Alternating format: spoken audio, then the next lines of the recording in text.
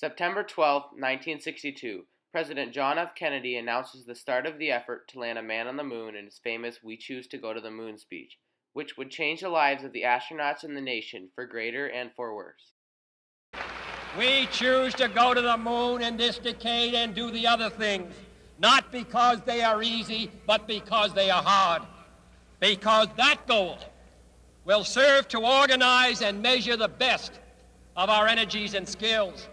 Because that challenge is one that we're willing to accept, one we are unwilling to postpone, and one we intend to win, and the others too. And America did just that a little less than 8 years later when two men touched down on the moon's surface in the Apollo 11 moon mission. But before the accomplishment of Apollo 11, America was not looking very stable. The Vietnam War was raging, with the country split down the middle on involvement. On top of that, racial tension, specifically between African Americans and Caucasians, was high due to the assassination of Martin Luther King Jr. the year before. Also, the Americans' Cold War rival, Russia, was surging ahead in what was known as the space race. Russia had put the first satellite into orbit and the first human into space. When President John F. Kennedy announced that by the end of the decade, America would land a man on the moon, America was back in the race. On July 16, 1969, people from all over the world watched with amazement as the Apollo 11 lunar module containing astronauts Neil Armstrong, Buzz Aldrin, and Michael Collins launched from Cape Kennedy. 2, 1, 0, all engine running. Liftoff. We have a liftoff. 32 minutes past the hour. Liftoff on Apollo 11. Oh, boy. Oh, boy, it looks good, Wally. 4 days later, approximately 600 million people watched on television as Armstrong placed his foot on the surface of the moon and stated his famous quote. I'm going to step off the limb. That's one small step for man, one giant leap for mankind. Americans rejoiced as the two men bounced around the lunar plane, collecting samples and generally giving an overview of how the moon looked from human eyes. Richard Nixon, the president at the time, exclaimed, "This is the greatest week in the history of the world since creation." After the successful splashdown of the spacecraft and the 14-day quarantine that the astronauts had to endure, the fame and the overload of attention started off with a bang. 3 parades were held on August 13th, the first in New York, the second in Chicago, and the final parade in Los Angeles to cap the day off.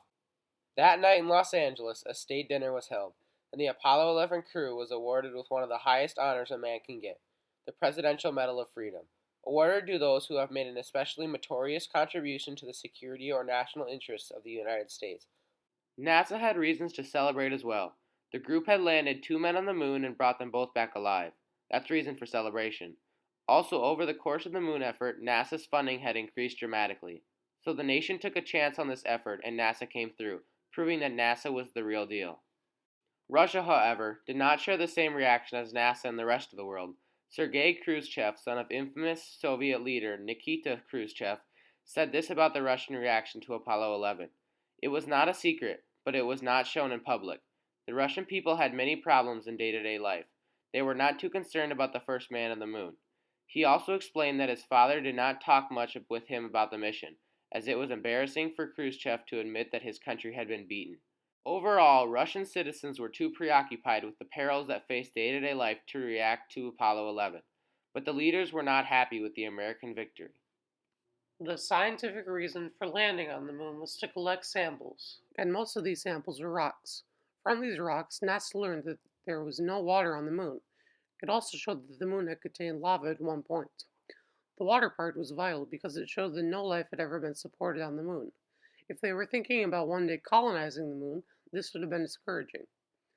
The Apollo 11 mission showed that the moon did not contain anything that would harm the astronauts.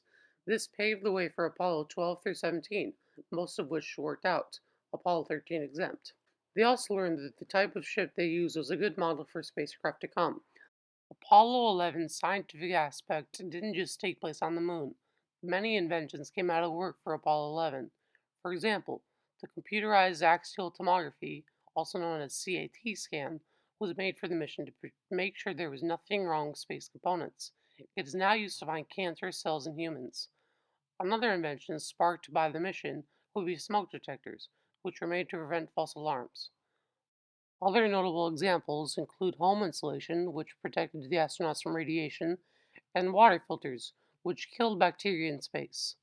The lunar landing inspired some artists to compose songs as well. David Bowie's Space Oddity was authored in July 1969, the year of the launch. It was inspired by the mission and was even played during news reports and coverage. Another song was titled Armstrong by Jon Stewart. The song was created in 1970 and remade by Jeff Robertson in 2009 in conjunction with the 40th anniversary of the landing. A line from the song: River's getting dirty, the wind is getting bad, war and hate are killing off the only earth we have. But the world all stopped to watch on that July afternoon. Everyone did stop and watch. Everyone stopped and agreed on one thing, that the moon landing was truly amazing. Though most people thought that the Apollo 11 mission was the greatest thing since sliced bread, some were still skeptical. When the crew placed the American flag on the moon, it had a permanent wave, making it appear as if there was a breeze on the moon, which there isn't supposed to be. But the crew couldn't get the telescoping rod to fully extend, so the flag was kept in a waving pattern. Another conspiracy was that no one actually landed on the moon, and the module was just placed on a movie set that looked like the moon. The reason for people saying this was due to the fact that there was no impact crater below the thruster after the crew landed. But the reason for this was that the crew pulled back on the throttle before the thruster had enough time to make a crater. NASA never responded to these conspiracies because most of them were way too far-fetched for NASA to waste their time. Now, something not as far-fetched was the point made that $24.5 billion that the Apollo program costed could have been spent on things more critically important. Some thought that just a portion of that could have been put to feeding the hungry and housing the homeless. But Congress was focused on beating Russia in the space race, and that is just what they did. Following the defeat of Russia in the space race, the mission had many repercussions for the astronauts. One astronaut in particular, though, Buzz Aldrin. After the Apollo 11 mission, Aldrin went back to the military in pursuit of a higher-ranking position. But when he got beat out for the position that he was striving for, Aldrin retired from the military 3 years after the moon mission.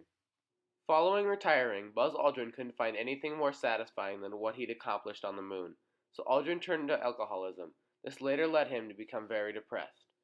Neil Armstrong, on the other hand, lived a quiet life. He rarely talked to reporters and shied away from the limelight. He wasn't your typical first man to land on the moon. But Neil Armstrong did have lasting memories in the media, with his quote, It's one small step for man, one giant leap for mankind. This quote has left a lasting impression as one of the most famous quotes of all time. Along with the Presidential Medal of Freedom, the Apollo 11 crew won the Congressional Gold Medal, which is the other highest civilian award. The crew won the award in conjunction with Apollo 11's 40th anniversary. In order to receive this award, Congress needs to have 2/3 vote in favor of awarding the award. Due to the fact that Congress didn't agree until now, it took the crew so long to receive the award. The Apollo 11 moon mission continues to inspire people today by showing that if you want to do something big, shoot for the moon. Joe Allen, a shuttle astronaut, said this: "If we can put a man on the moon, why can't we end world hunger, stop fighting wars, and cure cancer?"